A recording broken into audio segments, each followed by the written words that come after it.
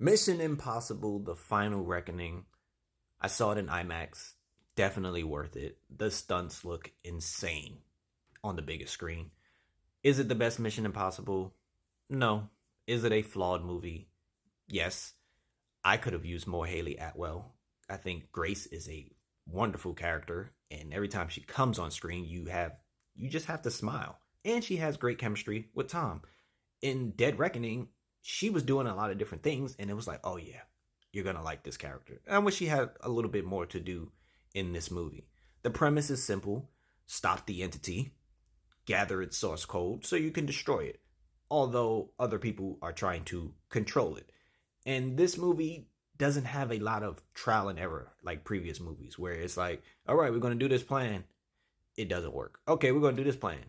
It doesn't work. All right, this is the last plan, but it has a lot of moving parts, and this should work.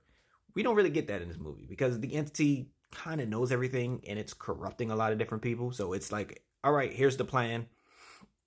It's a long drawn out plan. So when Ethan is talking to people, it's a lot of you got to believe me. The entity wants you to go against me because, I've done a lot of things, but we should work together. And then when he doesn't give them the full plan, it's always like, what do you plan on doing? You want to do what? So the stunts are just bigger. They take a little bit longer. There's a particular stunt in the water that it goes on for a while. Is it crazy? Yeah, but it goes on for a while because it's like a build up to it, to what he's trying to do and accomplish.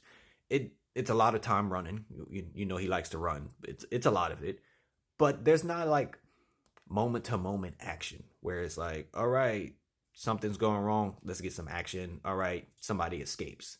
It's not a lot of that. I do.